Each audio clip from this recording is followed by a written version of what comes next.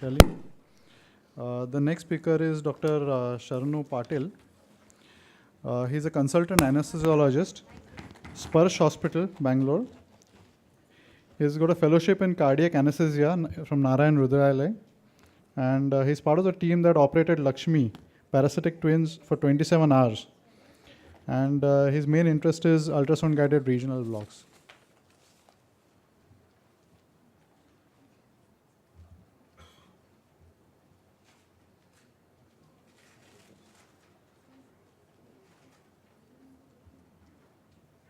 Good morning, everyone. And I thank organizers for inviting me for this talk.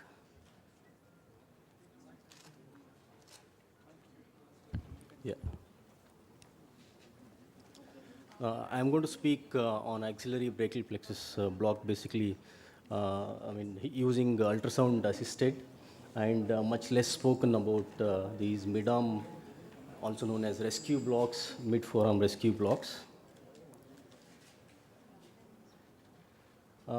Coming to axillary block, it's already been spoken that now many people are started claiming that this brachial plexus can be considered as the spinal cord of the arm as much as like we do the lumbar subarachnoid plexus with its attended 100% success rate.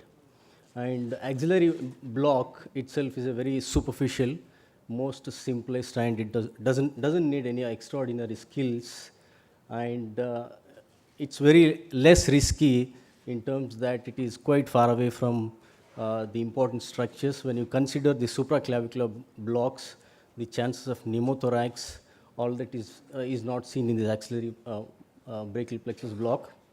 And also this is very ideal for day case surgeries, as it does not have any chances of blocking the phrenic nerve, and also there is less chances, almost no chances of pneumothorax, and is ideal for the surgeries on elbow, forearm, and hand surgeries.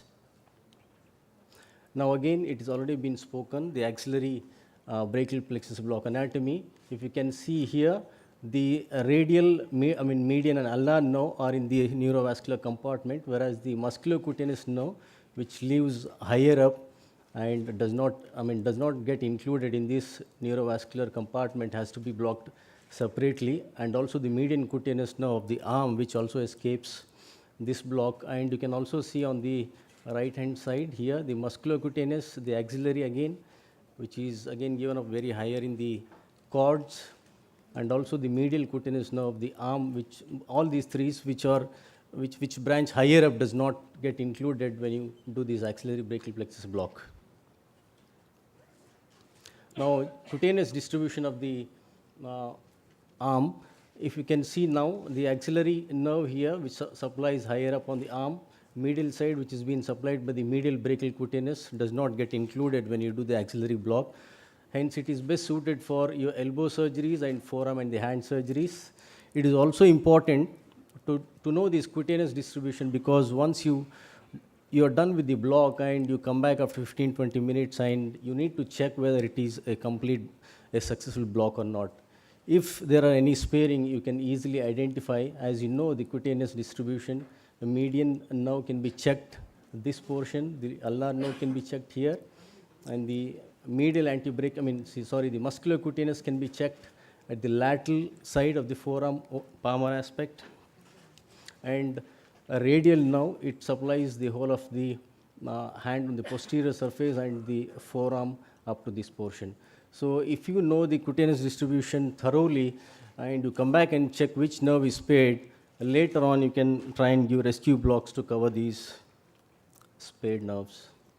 Now, just to go through some reviews, they have the loads of experiences behind them and what they have to say and have concluded. They say that this is the ultrasound guided blocks are operator dependent, and care must always be ensured to visualize the complete length of the needle along with the tip in order to avoid complications.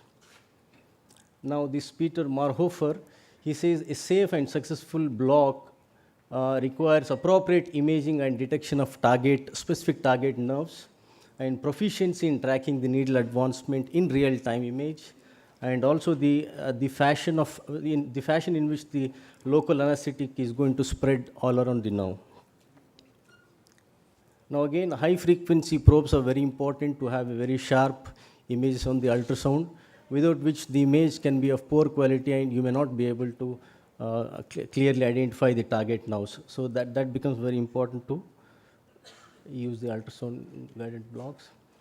And a real-time needle positioning, minimizing damage to the neighboring vessels, increased success rate by improved distribution of lower volume of local anesthetics around the nerves. Also, it reduces time of onset because you deposit the local anesthetic very near to the target nerves, and also it reduces intraneural injection as you see it on the image in the real time. And he says that there is an assumption of a consistent anatomy with the performer when they use paresthesia technique and peripheral nerve stimulation. This is by Satapathy. He says the axillary approach remains the safest because, as I said, the risk of blockade of phrenic nerve nor the pneumothorax are less, and making it a very ideal option for day case surgeries. And he also says that multiple injections have greater success when compared to the single injections. Now, Thompson has examined the brachial plexus in many cadavers, also using dye studies on surgical patients, where he has found existence of many septae within the sheath, which precludes the local anesthetic by spreading, and hence he also advises to favors the multiple injection over single injections. Now, more importantly, the technique in which it is being done and the experience behind the person who is performing the blocks are important to have a successful block. And as we all know, 0.2 milliamps, even less, is a reliable indicator to detect intraneural injections. But when they have used ultrasound, at the same time, they've even noticed that stimulation currents of more than 0.2 but not more than 0.5 milliampules even could not rule out the intraneural injections. And there is some studies which have shown that in real-time 3-dimensional ultrasound assisted axillary blocks, arterial pulsation has got some influence on the spread of the drug when you give this axillary plexus block.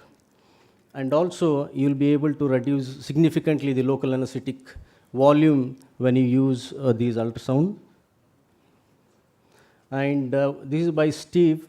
He has spoken a little beyond about the just blocking the nerves. What he says is that by possessing the skills to more effectively manage post-operative pain and its side effects, an anesthesiologist may attract more referrals from surgeons and patients.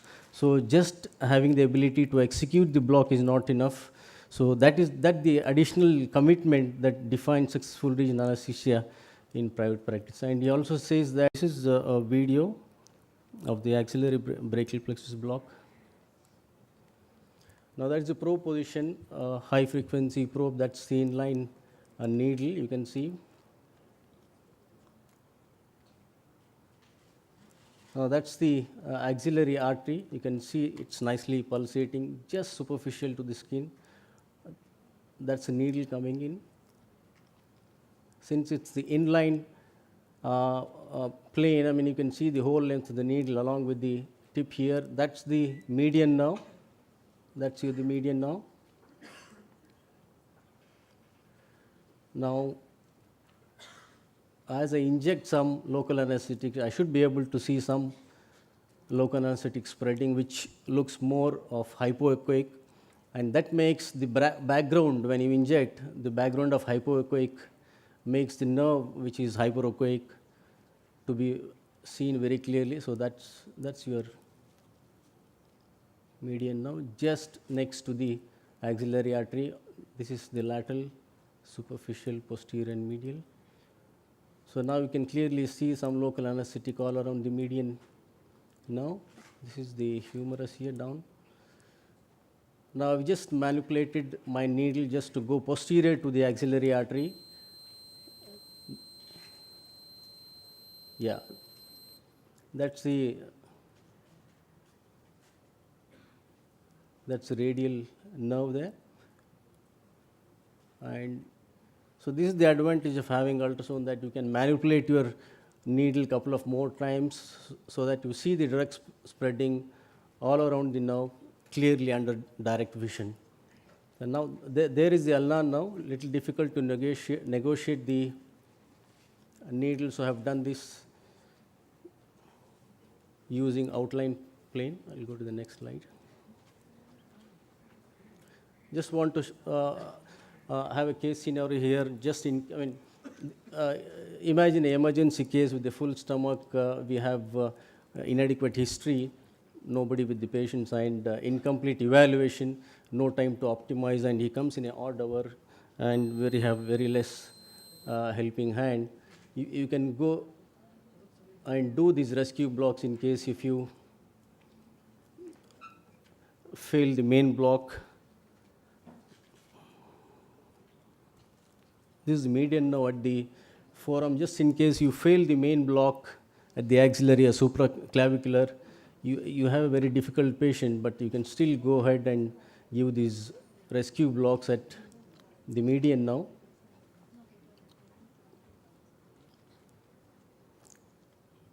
I'll just take one more minute.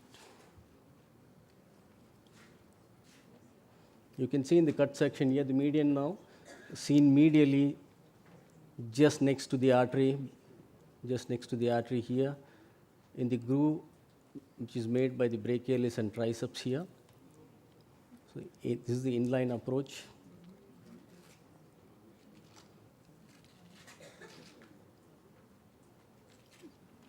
Yeah. So this is the brachial artery. So just superficial and anterior is your median now here. That's the median now. You can see the whole length of the needle along with the needle tip just close to the median artery.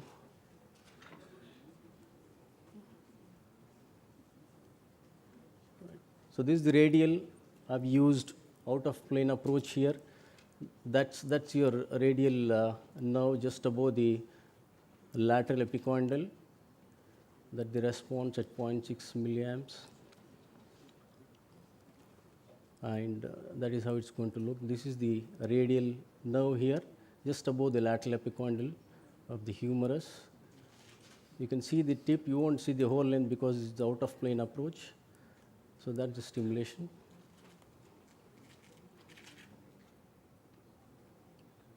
And these are the few rescue blocks which are done under ultrasound at forearm levels. The median, it exactly is seen in front of the forearm, just below the flexor muscles. That's your median now. That's your radial bone. Yeah, that's the radial, the median now. You can see the whole length of the needle again. Drug spreading all around the nerve. Quite superficial block these are, you can see here.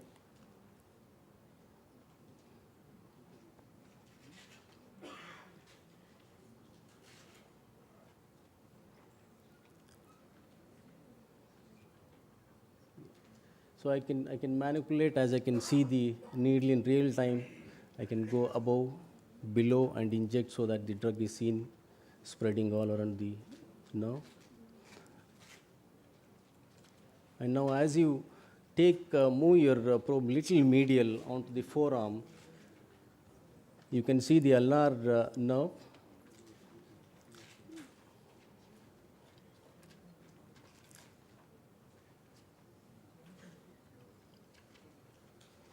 Now I'm just going to move my probe from the middle of the forearm to more medial. We can see the ulnar nerve here, just above this ulnar bone. Yeah.